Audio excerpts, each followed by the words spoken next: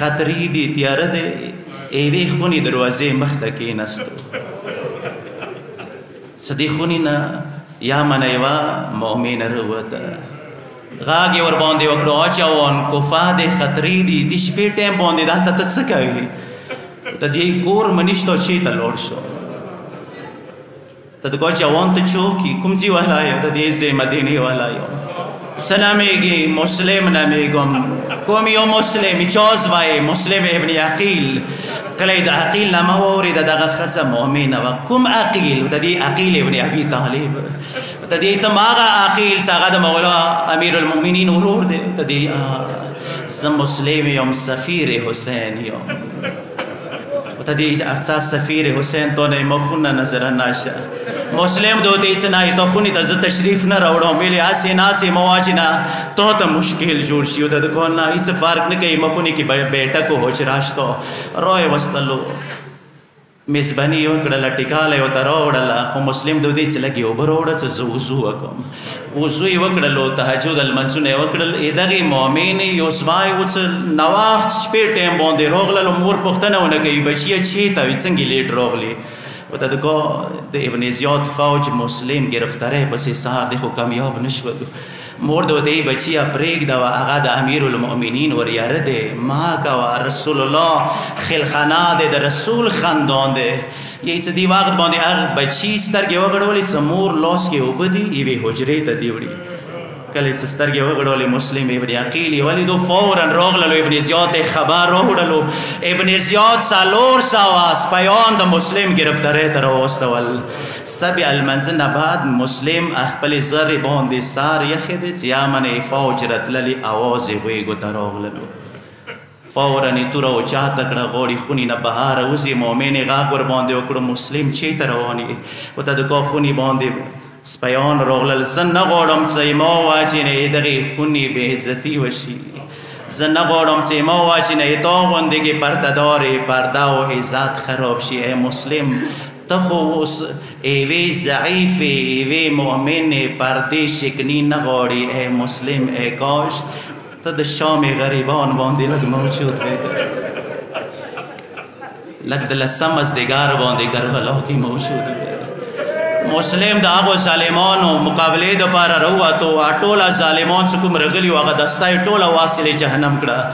کوم سپهسالار یې وو هغه بیا ابن زیاد ته پیغام واستولو ابن زیاد لږ نوره راوغواړه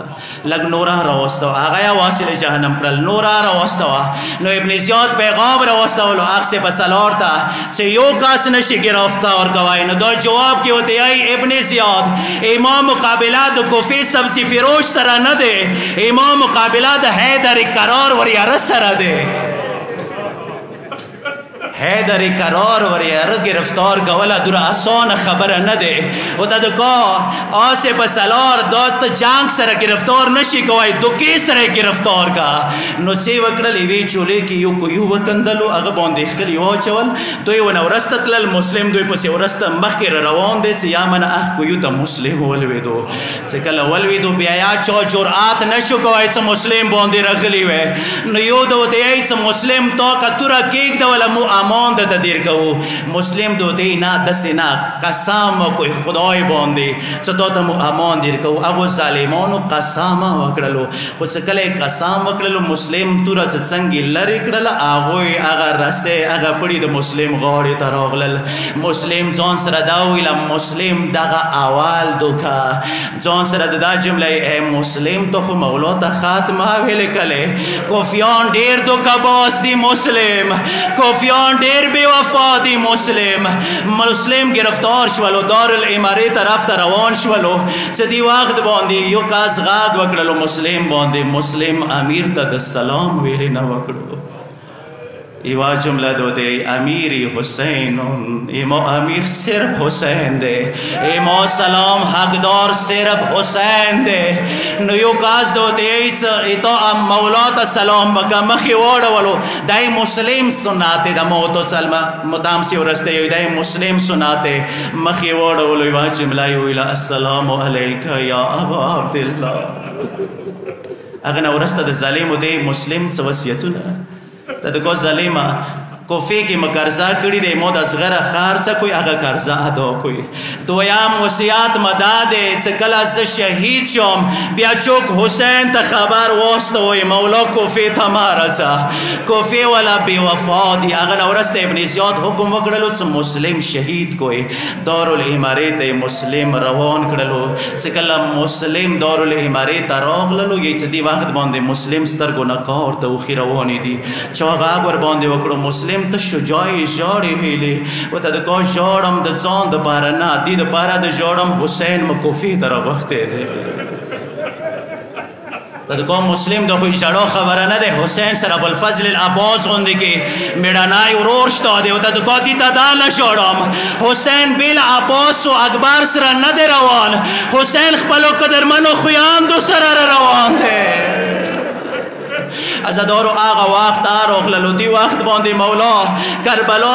مکې نه راوتلی دی کوفې طرف ته روان دی چې یا منه مولا غږ وکړلو ما عباس وروره لږې خیمې ولګوه چې کله خیمې ولګېدی شوې مولا چې کله ابوالفضل العباس یې راوغوښتو ما عباس وروره لږې اټولې بیبیانې راجمع کړه اټولې بیبیانې راجمع شوې عباس غږ وکړلو مولا نن ډېر مستریف یې ډېر خفه یې سترګې د وخو نه ډاکې دي خدای خیر وکړه نو د کو عباس وروره کوفې نه یو عجیبه خبر راغلی دی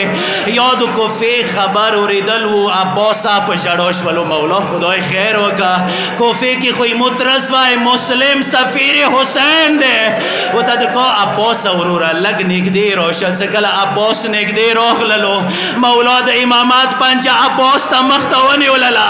مو عباس وروره لږې سترګې وغړوه چې کله عباس سترګې وغړولې ورته د کوم مولا دارالامارې چات باندې د یو مظلوم مسافر قسم